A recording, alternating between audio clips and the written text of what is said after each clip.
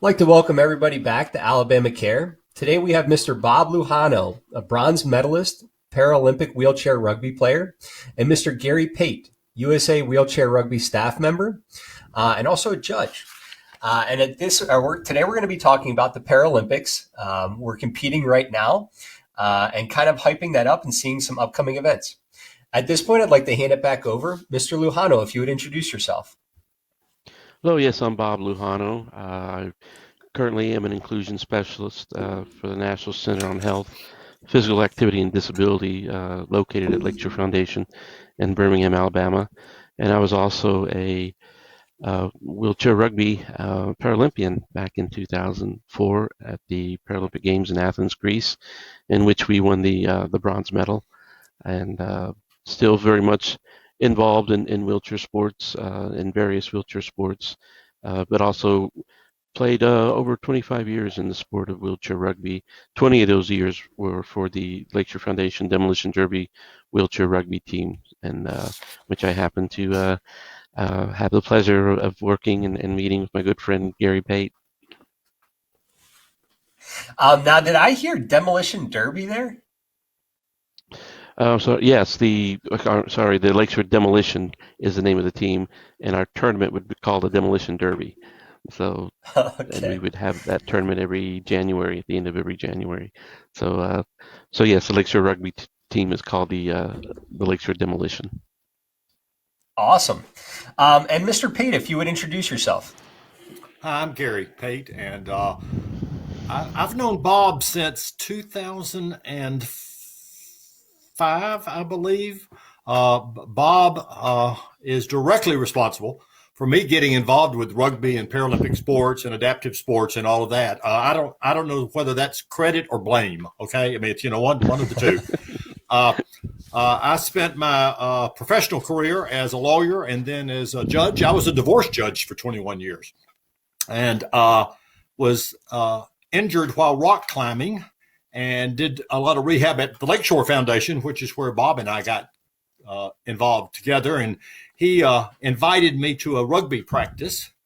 My first thought was, well, I'm too old to play, and I'm certainly not good enough to play. And then I realized he wasn't inviting me to play.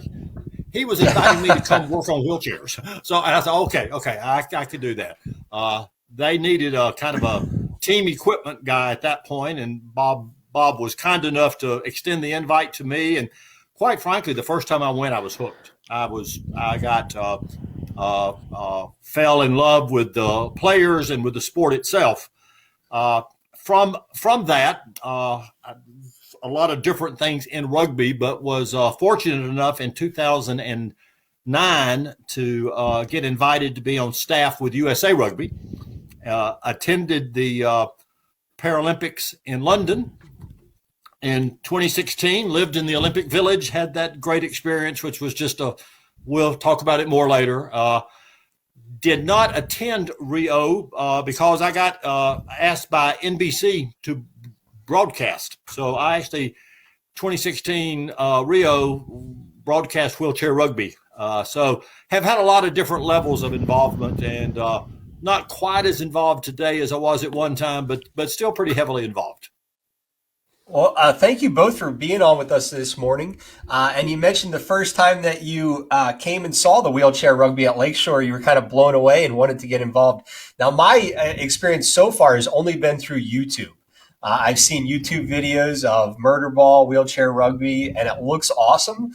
And I've been wanting to see a practice here there at Lakeshore, but these times are kind of crazy, so they blocked off the practices. We haven't been able to, witness any of those or kind of see any games. You don't need to witness a practice. We need to get you in a chair. We need to get you up and let you get some. It's one thing to watch. It's another thing to be in the chair and have somebody like Bob coming down the court at full tilt at about 30 miles an hour and hit you as hard as he can. Then you'll understand wheelchair rugby a little bit. I feel like I'd want to be completely padded up with a helmet, everything. So let's talk a little bit about, for anybody that's not familiar with the Paralympics, I'd like to get a little bit of history and kind of talk how we got here today. And I'll hand it over, both of you, if you could give a little bit of history of the Paralympics. Judge, you want to go take a first stab at it? Well, Bob, okay, Bob, I assumed you wanted to go since you actually were at the first ones in what, 1890, 1896, whatever. No, frankly, I don't know the entire history of it, but I know that adaptive sports started developing in England, and the first Paralympic contests were actually held in England.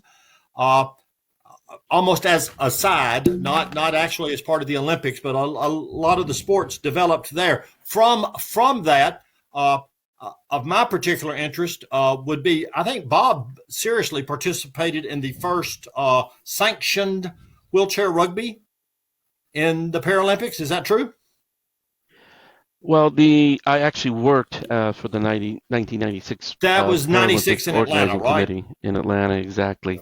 Yeah, just to give a little more historical context, in the 1940s, after World War II, Sir Ludwig Gutwin was a physician who came up with an idea of having to treat a lot of the soldiers coming back from World War II. A lot of the spinal cord injuries specifically, and he came up with an idea that they needed to be involved in activity and not just laying in a bed. So he helped, like Judd said, in Stoke Mandeville, created out of the hospital there the Stoke Mandeville Games, in which people with disabilities would get involved in activities, whether it be archery, basketball, just getting people with disabilities active. And it's from there that sprung the idea of the Paralympics, which our first games were officially in Rome in 1960. We would also come back in 64 in Tokyo, and in 68 Mexico. But we didn't become the same on the same ticket, if you will, united with the Olympics until, actually, you have to go back to Sydney actually, it wouldn't be till, I believe, 1992 is when you would have Olympic and Paralympic Games at the same venues. That's kind of when that started in Barcelona. And then in 96, we had it here in Atlanta, 2000 Sydney, and from then on, it's just gotten better every year.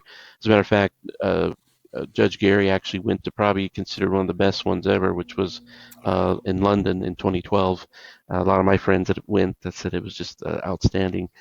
But yes, but since 92, it's always been making sure that the Olympics and Paralympics share the same venue, the same facilities, not at the same time, of course, but just a couple of weeks later, the Olympics first and then the Paralympics afterwards. So, and today what you see in Tokyo is pretty much 2 weeks after the Olympic Games.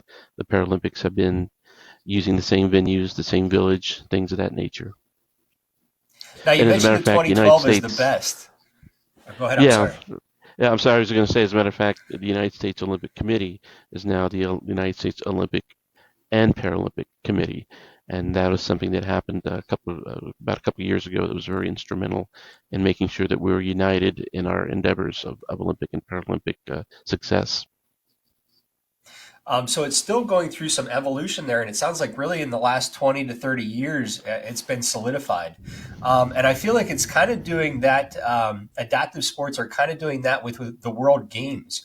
This year we have the World Games for the first time in Birmingham, and there is the first adaptive sports in the World Games this year. So we're very excited about that as well.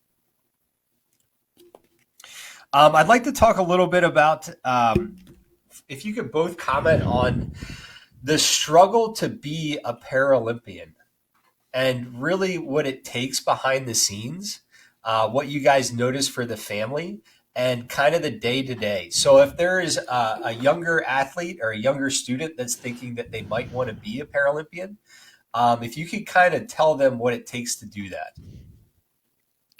Let me give the perspective first from somebody who's not a Paralympian, because I think Bob will have a different view. Both views equally valid, but I've only participated from a staff, from a support viewpoint, from a spectator viewpoint, from all of these sort of things.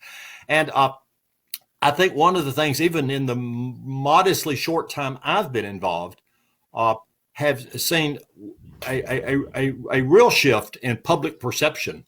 Uh, there certainly was an era not all that long ago where if you talked about adaptive sports, you were, well, one, people didn't even know what you were talking about. So for a young athlete who had the desire and the ability and the talent and maybe even the support, had family, had community, whatever, there's time not all that long ago where you could have all of that and you still had no outlet. You had no place to go to do it. In Alabama, I believe I can say this correctly. I believe it was in 2010 when a lawsuit was filed against the Alabama High School Athletic Association to force them to provide outlets for athletes with disabilities. You know, to go. There are a number of lawsuits across the nation, and it's a shame that it took that to provide these opportunities for young athletes to have a place to train, and not only to have a place to train, but more important, to have a place to compete, to create the venues and create the opportunities and the outlets. So a young athlete today looking at watching the Paralympics and thinking, "Gee, I could do one of that. I could do any of that." At least today, there's a lot more opportunity for that younger player to develop, to have a place to go train, like Lakeshore or like other places around the nation, and then to have the opportunity to compete. Bob? Yes, you hit it right on the head in regards to opportunity. That's basically what we're looking for. And persons with disabilities, especially youth with disabilities, have 38% higher obesity rates than youth without a disability. So it's very important that there be an opportunity for recreation, and it's from that opportunity, whether it be in your limited high school, but it could be even in your own neighborhood, just pushing around the block, if you will, just having some type of recreation access. Fortunately, there have been some organizations nationwide that have stepped up. Some of them geared specifically to specific disabilities. United Cerebral Palsy, Spinal Cord Association. At the end of the day, it's about having those opportunities for recreation, for adaptive sport, and it's from just that opportunity that's where the dream, if you will, of being a Paralympian can be started. And as you continue in your endeavor of improving your skills, getting those opportunities, that's when that dream can nourish and have an opportunity to grow. And at the end of the day, for me, whether I was or was not going to be a Paralympic athlete, the most important thing was just being able to have an opportunity to have a recreation adaptive experience. But for myself, I've always been involved in wanting to be competitive and active, but it's just having that opportunity. And that's what happens here at Lakeshore Foundation.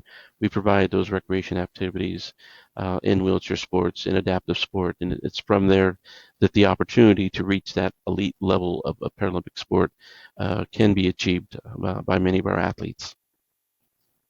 I love that when you go to Lakeshore, you're probably going to be bumping into, bronze medalist, silver medalist, gold medalist, whether that's on the court, whether that's on the track, whether that's in the pool. You may not realize it, but if you had questions about competing or you wanted to know what that journey looked like, you most definitely just look over and kind of start a conversation. Say, hey, what is that like? What was that experience like? And I love that both of you have commented that you're active. I think that's a big thing. I know for myself, staying competitive, I have to have that outlet in life, whether that's sports or something like that. I play hockey, ice hockey, but to continue being competitive. And I think later in life it'll probably be something like golf, or darts, something like that. But there'll always be something there that I have to have a competitive outlet for, and I think that's important.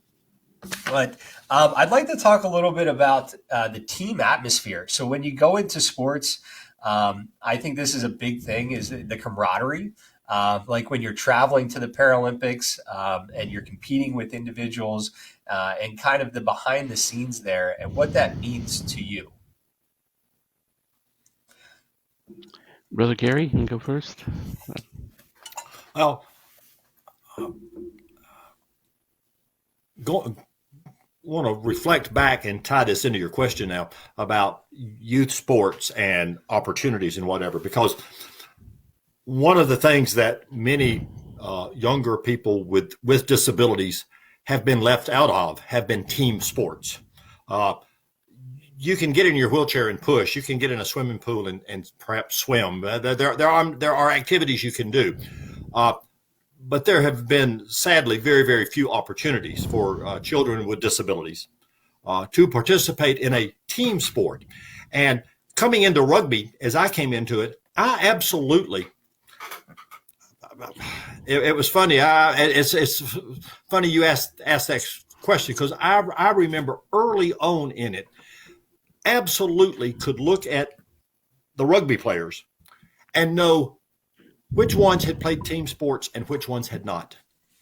There was a different atmosphere. There was a different, and I say different, I'm not talking necessarily good or bad. I'm not saying one was bad and one was good, but there is a difference. There is a difference between competing by yourself and competing with a team. And so one of the things I love about Lakeshore and the adaptive sports programs for the kids, whether it be go ball, whether it be rugby, whether it be basketball, whether it be swimming, this team atmosphere where you learn about relying on each other, you learn about respecting each other, you learn about encouraging each other. You learn about that there is a greater goodness, which is called a team, than just the individual. And I'm not sure how, if you're never exposed to it as a child or as a young teen or whatever, I don't know, if you're never exposed to that. I used to see that at rugby, to see some of the players who I think had a little trouble adjusting to that team atmosphere. Again, not because they weren't trying, they just had never experienced it. They had never felt that. Because you do learn respect and support and encouragement, and you learn that if the days I'm having a bad day, maybe Bob's having a great day, and Bob's going to make the team work. Well, guess what? Next week, Bob's going to have a bad day, and Gary's going to have a good day, and I'm going to make the team work. And those opportunities to learn that in a team setting, and you talk about traveling together and doing those experiences, it really does become like family. It truly, one, because you're spending probably more time with your teammates sometimes than you are spending with your actual flesh and blood, or your wife or your husband or your partner or whomever. You're spending more time, but you're spending it intimately. You're in the same hotel. You're eating together. I sort of say you're bathing together. Well, I don't know if you're bathing together, but I'm just saying you're sharing all of the facilities together. You're in the dressing rooms together. You're doing all of this, and there is a closeness and an intimacy that traveling together certainly gives you that you don't really get anywhere else. Bob? Yeah, and the further add-on to that point is, a lot of times, especially with wheelchair rugby, which is kind of, for more than anything, geared towards adults with disabilities. You'll have a person that recently has a disability, acquired their disability, and all of a sudden it's like, okay, well, yes, I want to travel with the rugby team, but I'm still having issues with bowel and bladder. I'm still having issues on transferring. I'm still having issues on skin breakdown. And it's that, like Gary said, with that team experience and having people with similar disabilities, it's like, well, I've been dealing with that for 20 years, and this is what I do, and this is how you get around this, or this is how you can improve on that. So it's not only a camaraderie of growing as an athlete in the sport, but also on your daily life experiences, and then going through your disability. A person starting out at 30, and then you get an old man like me at 50. It's like I have over 30 years of experiences to share, as far as this is how I deal with my disability and skin issues and breakdown and things of that aspect. So, and that actually feeds into Gary's response in regards to not having a good day. That's really kind of more of a mental issue where, hey, I've just had enough of rugby. It's 4 months into the season. I'm tired and not feeling well, and that's where your teammate, your staff person, can come in and just say, hey, this we're going to do today. Let's dial it down a little. Let's do some team building stuff. Let's not necessarily have to scrimmage each other. Let's just talk about what's going on, or let's share what you're doing these days. And so again, it's really a situation where as a family we're kind of moving forward and dealing with whatever issues we have to deal with. I love And that. one thing we go back to the traveling thing that Bob mentioned. I think it's it's such an important message. Excuse me. Especially in rugby, so many of the men and women that play rugby were able-bodied up until a point. They were able-bodied up until they had the car wreck, up until they had the diving accident, up until they had the surgical malpractice, up until they had the. And so now they find themselves at age 20 or age 30 or whatever age they are. And almost to a person, I've heard it described that first time you attempt to travel by yourself after the injury, quite frankly, is overwhelming. You don't know how you're going to go to the bathroom. You don't know how you're going to eat. You don't know how you're going to get your clothes changed. You don't know how to get on and off the airplane. You don't know who's going to handle your luggage. You don't know any of those things you used to know. You don't know any of them anymore. And so Bob's point was so important as a message out there to kids and to parents to have the confidence that if your child or your young teen or as an adult, if you're traveling with other people like Bob, there is not one thing that's going to come up that Bob Lujano doesn't know how to handle, because he's handled it. He's been handling it for years, and he knows what to do. And as opposed to a paid caregiver, or as opposed to mom or dad or somebody, to have somebody like Bob who has lived it and knows how to deal with all of those types of things that can come up, man, it's the greatest learning experience in the world. And you learn, as Bob said, you learn that you can do all of it. Right, Bob? You got it. And I'm sure many of those individuals, your team members, you've become friends with long term. I competed in college, and we always used to say, I wrestled in college. We always used to say, instead of joining a frat and paying for our friends, we bloodied them up, and they became our best friends. And I'm still great friends with a lot of those guys from college. But seeing you guys here on camera, I know that you guys are great friends. You guys kind of jab at each other a little bit, and I love that. And I feel like that's how people know each other pretty well there. And to give you that confidence of being on a team, I think is so important, especially for kids. Being able to be with their peers and kind of grow there with them. And have that support, because like you said, there are days when I'm off. There are days when my friends and my teammates are off. But it's kind of like the one horse can pull a cart of 1,000 pounds, but two horses can pull a cart of 5,000 pounds, or whatever that comes out to. So when you're with the team, you can do a lot more there. Now, you mentioned the traveling. I'm going to acknowledge chat here.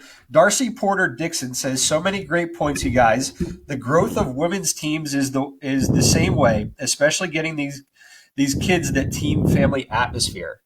So was that something kind of earlier where Paralympics was majority of men's sports, or did men's and women's sports kind of grow together there?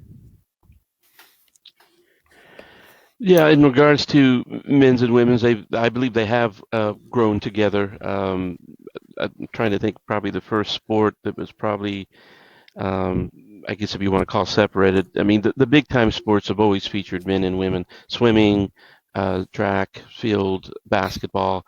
Those are the ones that have always, had women and men on different playing courts, if you will.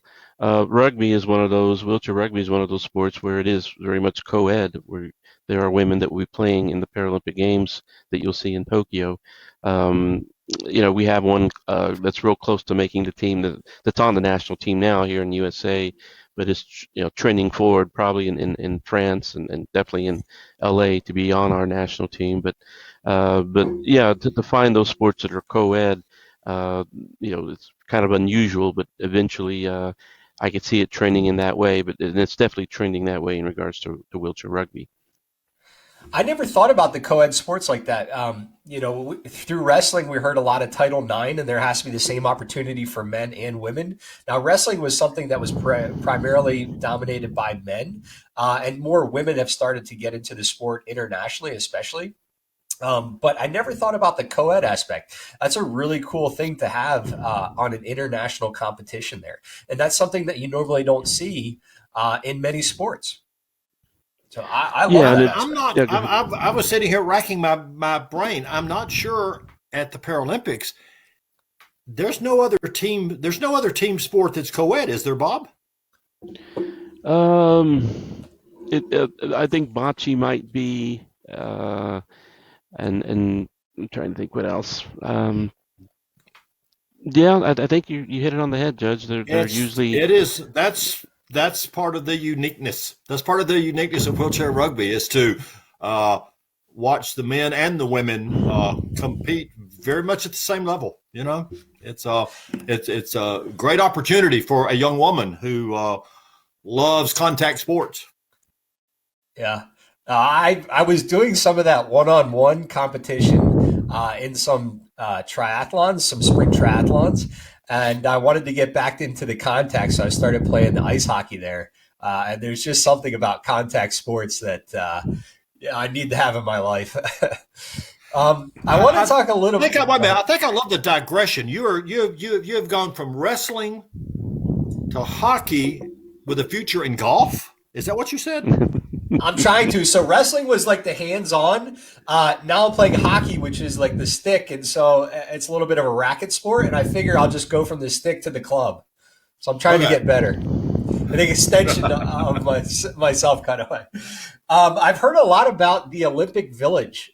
If you guys could tell me what that's like, and being around competitors from the different nations, and kind of what that experience is like.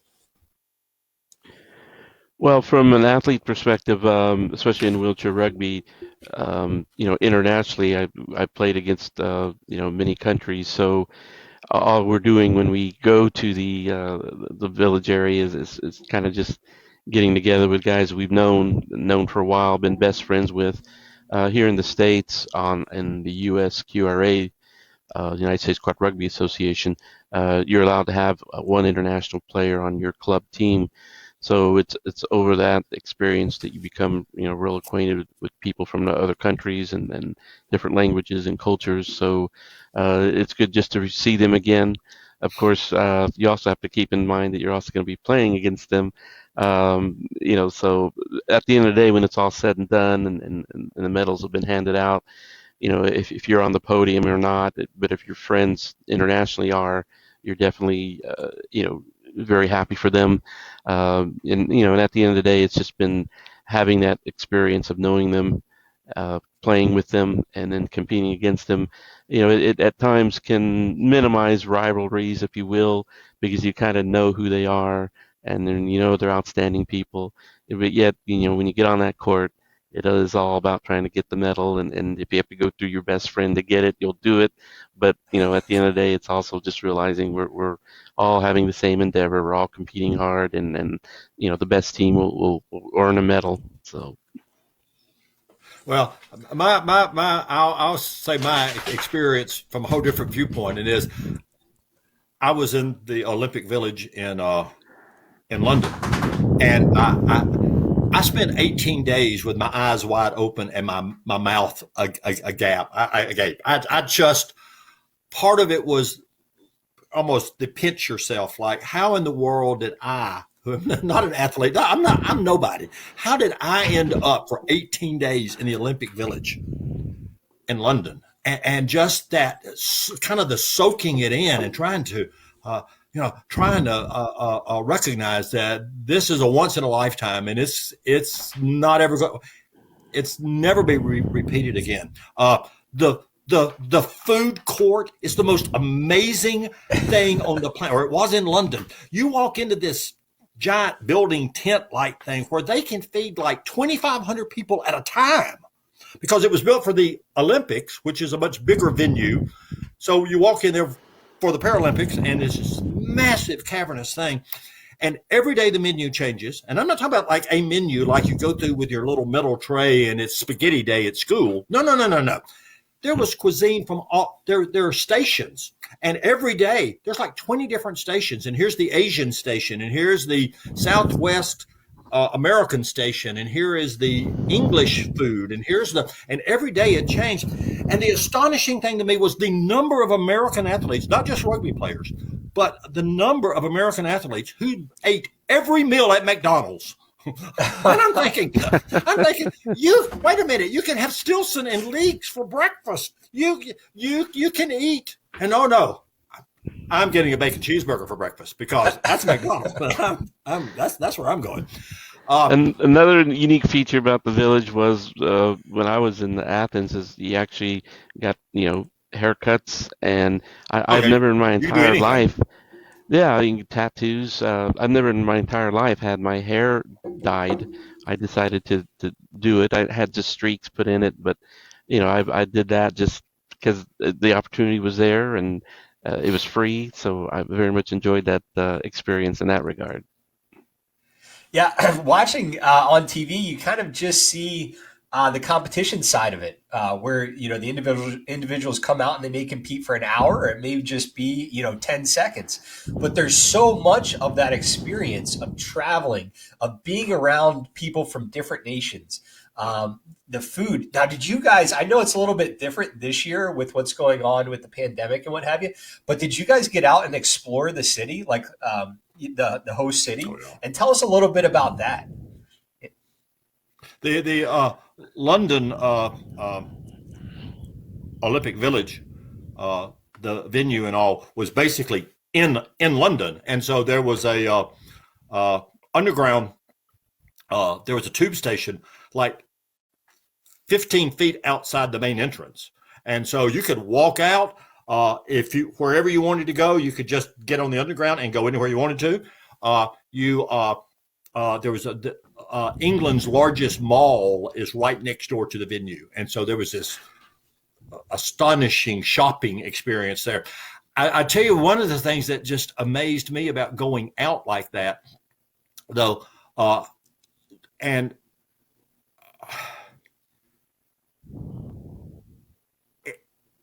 it just really kind of got all over me. The reception by the people in London of the athletes and even the staff. If I walked out in this shirt that I put on today, I don't think I've had it on since London. But if I walked out in this, you would get mobbed. People, just the average person, they wanted to talk to you. They wanted to know who you were. They wanted to know why you were there. I told all of them I was the head coach of the rugby team. They wanted my autograph. I mean, I lied. I made stuff up, but they wanted my autograph. And I thought, hey, it's a great experience for them. Okay. They can go tell people they met somebody famous when they really didn't. No, I didn't do any of that. But I'm just saying, it was this amazing response. I think that's one reason London kind of set the benchmark for how a Paralympic should be done.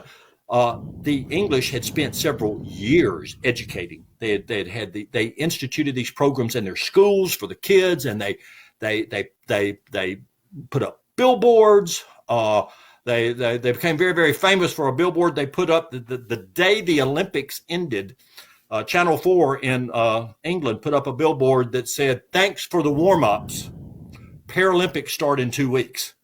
That's amazing. They really pushed it. And so there was this amazing response when you got outside the village of people wanting to know who you were and who you were there. And it wasn't just me. I mean, you could go out and you saw all the athletes, all the staff in their country's outfits, their uniforms, and the people were so responsive to it. For me, the best experience was going to the in Athens, going to the Acropolis and the Parthenon, and again, to Gary's point, people just knew who you were. Of course, to me, the most beautiful aspect of Athens was the beaches, the white sands, and the blue water. So, it was very much just being in this beautiful tropical I'm going to area. step away for 1 second. So, and it was just overwhelming experience knowing they were there. People went out of their way to accommodate you. For literally for those 18 days, you're basically treated like a king or like a part of the family, part of the country. So very gracious host and very enjoyable time. Now I feel like the current Paralympians are Excuse kind me. of I had being a puppy. cheated. I had a puppy come in the room. Very good. Well, you can always put him or her on screen. Oh, should be a star. Yeah. I feel like the current Paralympians are kind of being cheated in that aspect. They're not able to go out and enjoy the culture there, the local host city. And I feel like they're not getting that full experience. And I kind of feel, not bad. I mean, they're having a great time and doing what they love. But when you guys talk about your experience at the Olympic and the or Paralympic villages, I feel like that's just an awesome experience. I wasn't really sure why you guys were hinting that the 2020 or 2012 London Paralympics were kind of the benchmark. And I didn't know that London and Britain did that behind the scenes kind of media and push there. And I feel like Birmingham, maybe we should take a tab out of that playbook for the World Games coming up, because that impact is that lasts forever, not just for that event. Not only London in 2012, but Vancouver hosted the World Games in 2014, I believe. Not the World Games, the World Cup World of Rugby. World Yeah, Cup, yeah. And World Championships. it mimicked what London did. They spent about a year teaching the kids in the schools. They had a whole curriculum set up. They had stuff that they gave all the teachers. They had videos. They did all this. They took the kids places for the entire city. Now, of course, in England, they did it for the entire country. There's a lot of, and there would be no need for Birmingham to reinvent the wheel. There's a lot of curriculum material that's already been developed that is very available. That I know they used there. I know they used in Vancouver, where the idea of we're spending all this time and money to do an amazing thing in Birmingham, and it would be a shame to miss the opportunity to educate and to introduce and to say, guys and gals, there's the most amazing things about to happen in Birmingham. Mm-hmm. And I really feel like it is. I'm excited. Yeah, and to further add on to that point, right now, what is going on with World Games behind the scenes is just still more of the planning, just more of those things, kind of what Gary was talking about in regards to educating people, but also just making sure the city of Birmingham, with transportation and venue access, is geared to giving people with disabilities opportunity for that access.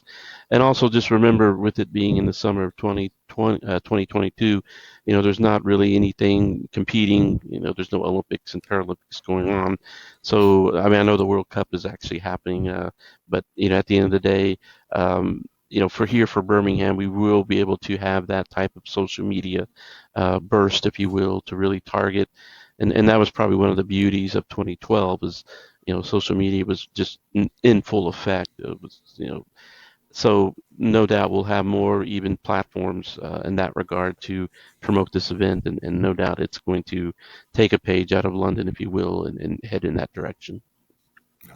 I have family and friends coming from out of town. We're already talking about it, getting a huge Airbnb house here in the city, and them staying for like a week because they haven't really been to Birmingham before. So we're going to make the most of it and hope to be at a lot of events there. So the Paralympics are going on right now. I watched a little bit last night, some swimming. If there are a few events that you guys are extremely excited about, that the audience could be like, oh, I'm gonna make sure to put a marker there and log on and watch that event. Are there a few that you'd like to talk about?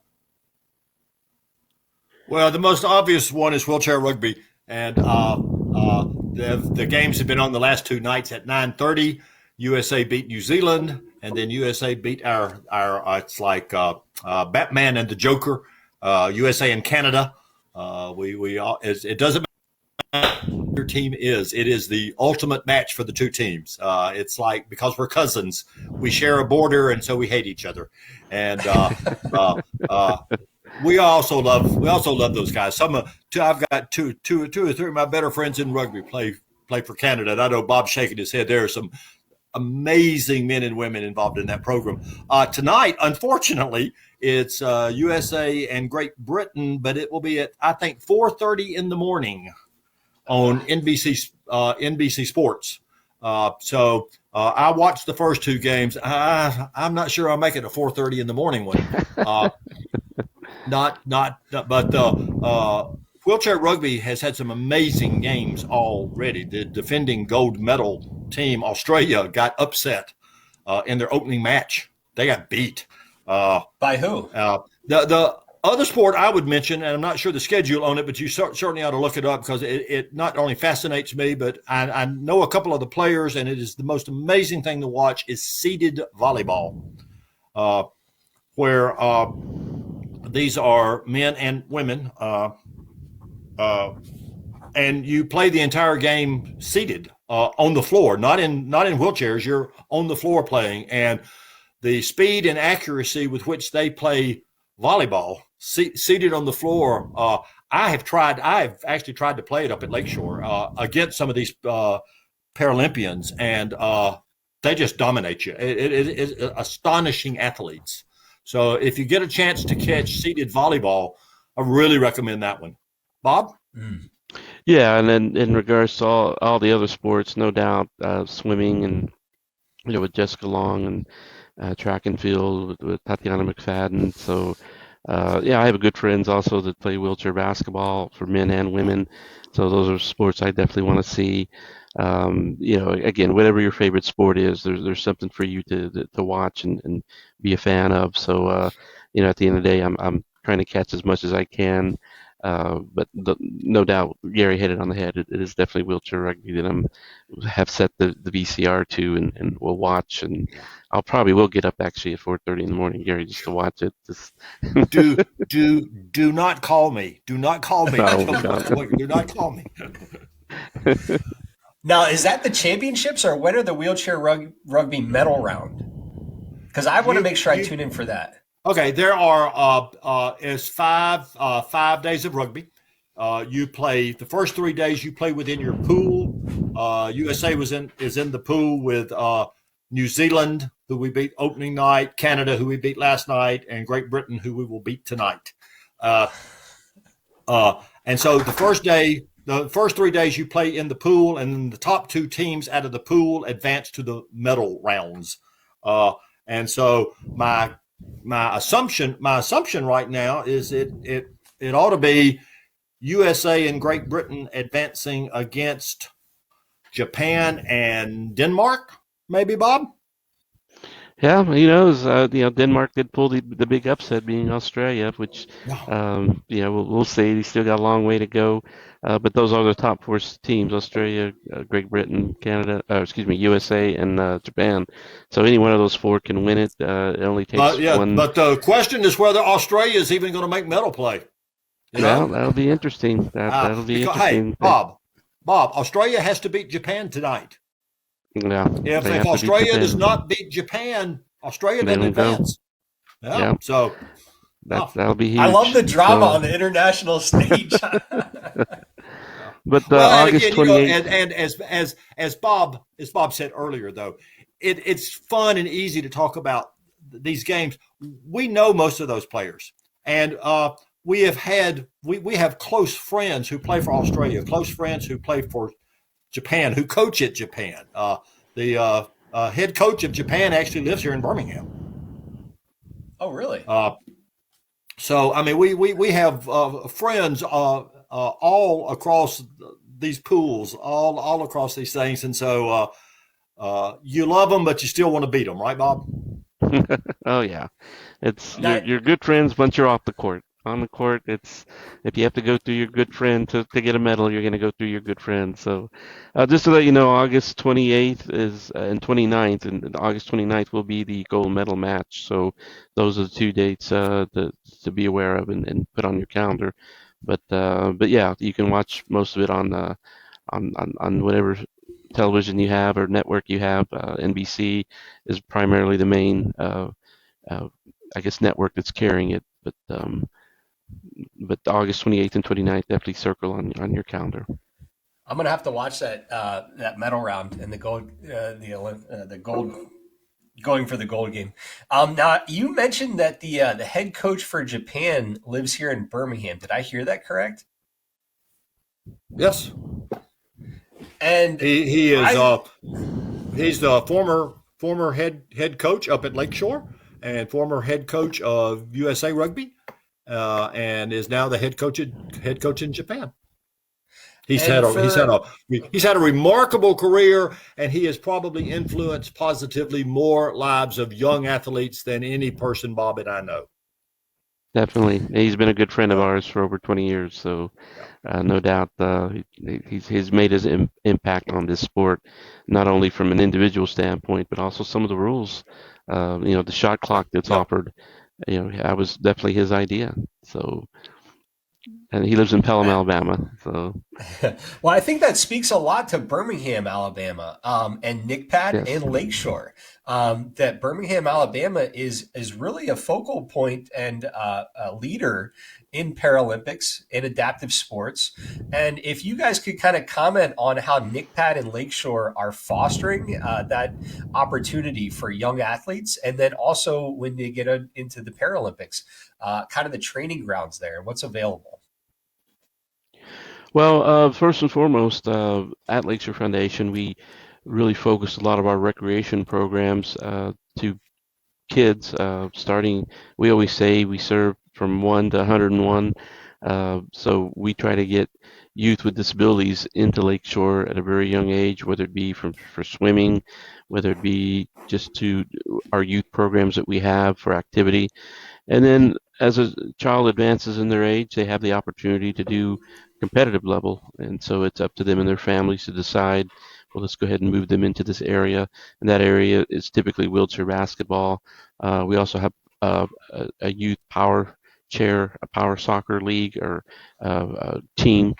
And, at the end of the day, and swimming, at the end of the day, it's just to have that competitive team aspect for a youth with disability. And it's from there, then the youth can have a trajectory of whether they want to ascend to a Paralympic level or stay at a club team level.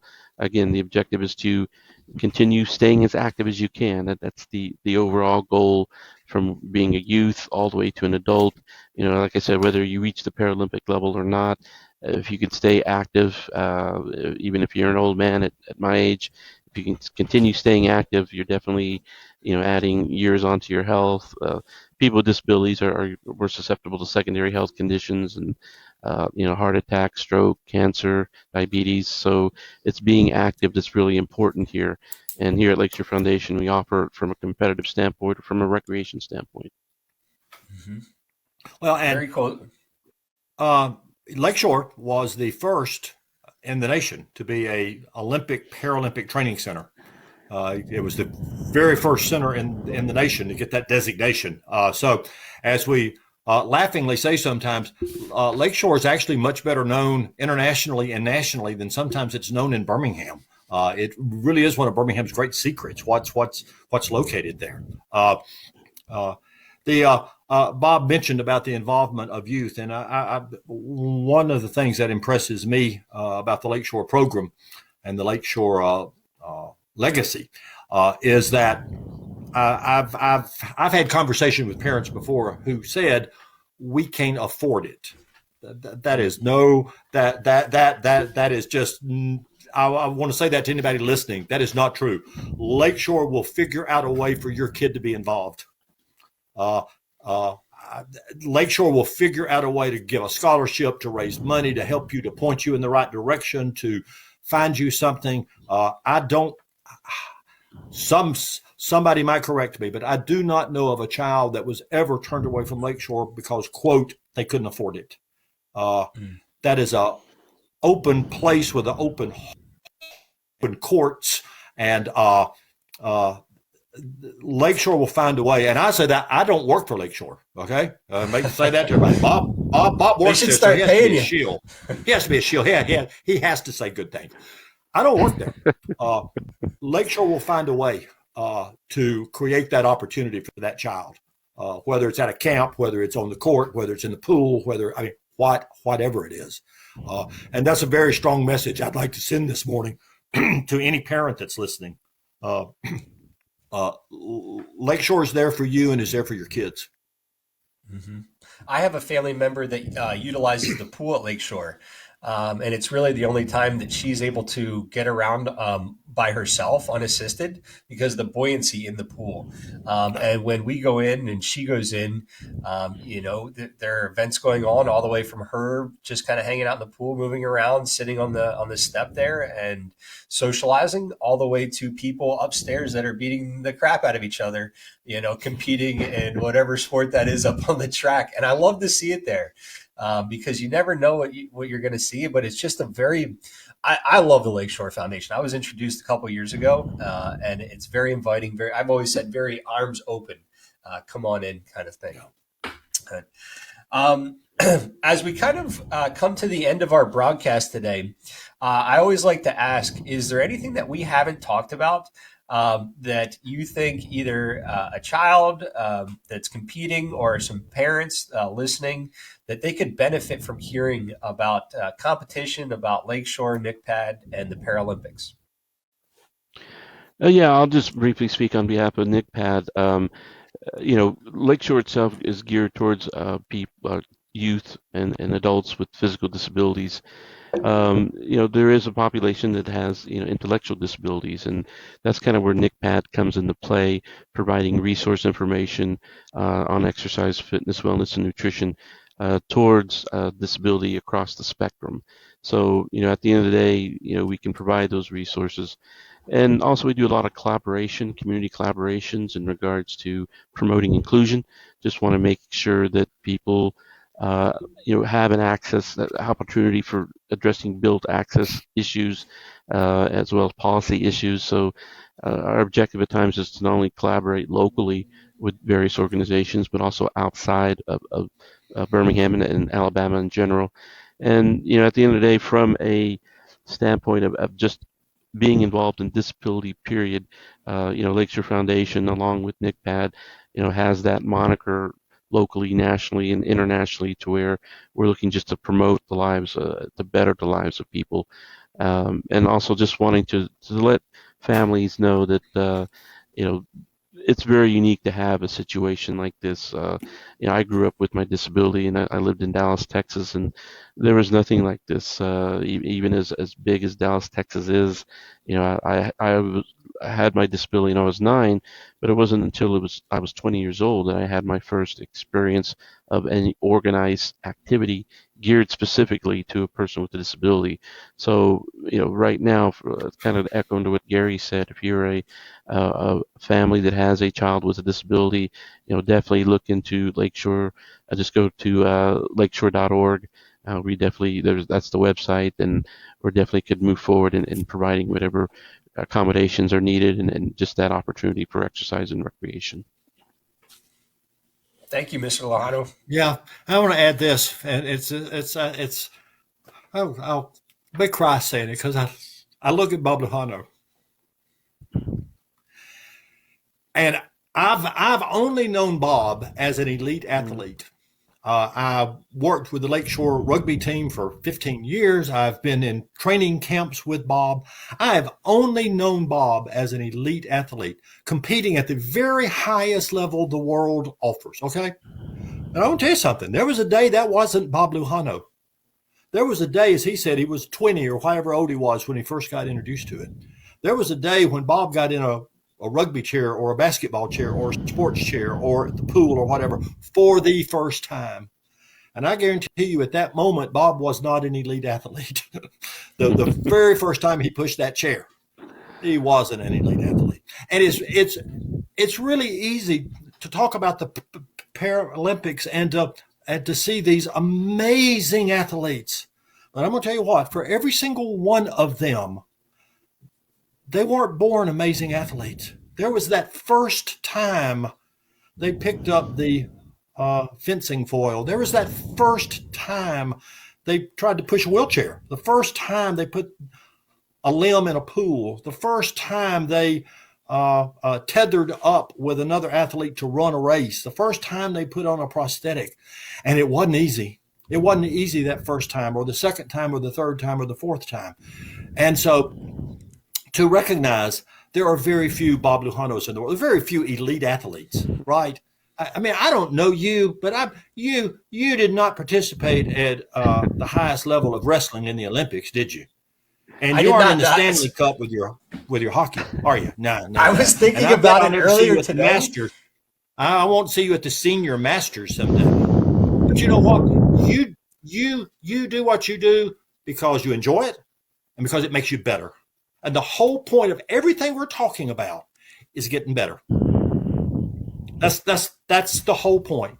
Better emotionally, better physically, better socially, better in every way.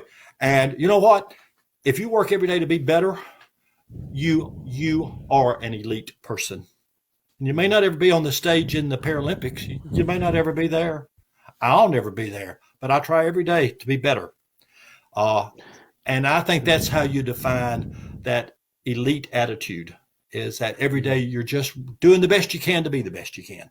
And Lakeshore will help you be there. Yeah, and I feel like it's contagious. Follow up. Go ahead. Yeah, and the follow up on that, some of the outcomes of the efforts here at Lakeshore by their staff and by the members are people like Gary Pate. Don't let me get emotional here. Coming into people's lives, and as you can tell, his outstanding intellect and just personality that brings you in, you can't help but to admire and love a person like Gary Pate. But those are the outcomes that you give people like that to come into a Lakeshore environment, to where, hey, it may be a tough day for me out on the court, but I have a good friend I can turn to that's going to say, hey, Bob, let's go out and grab something to eat or something, and come over and play with my kids or something. Just something to kind of make you realize that it is about socializing. It is about relationships, and that's really the beautiful outcome of the work that's done here, is having people in our community come be a part of our community and make our organization, our area, our city, our state, our country better because of those experiences and relationships. It really is contagious when you get into Lakeshore, the people there. I was thinking about it earlier today. I think the highest I've ever been ranked is top 25 in the nation in college.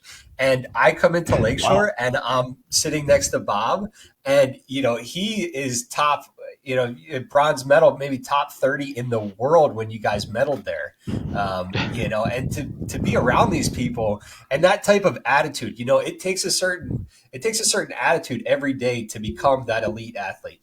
And that kind of flows throughout, everything on the court, but also off the court and who you are. And being around that type of individual, I love being around individuals like that, like Bob, like yourself, Mr. Pate.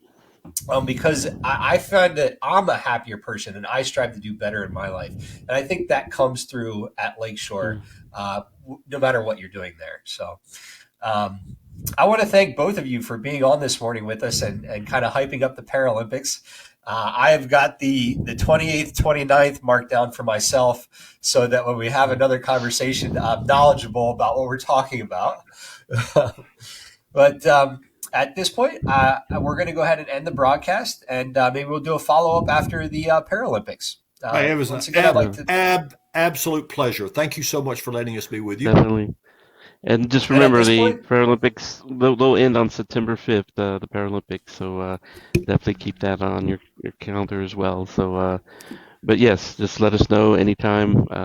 We can give you a Gary and Bob show. So just let us know. I would love to see if I could get NBC's permission to stream the championships, the gold medal match of rugby, wheelchair rugby, and have you guys like comment on it. Oh But yeah. they'll probably Oh yeah. say We can Oh, no. do we've that. we've done Oh we've yeah. We actually can do done that this. before. So we've done that before. So So that we'll see what happens. But Okay. once again, thank you guys for being with us this morning, and we'll go ahead and give a wave to our cameras individually, and then the way that you'll exit out of this one is just exiting out of the window up top. And Clifton will go ahead and take us offline.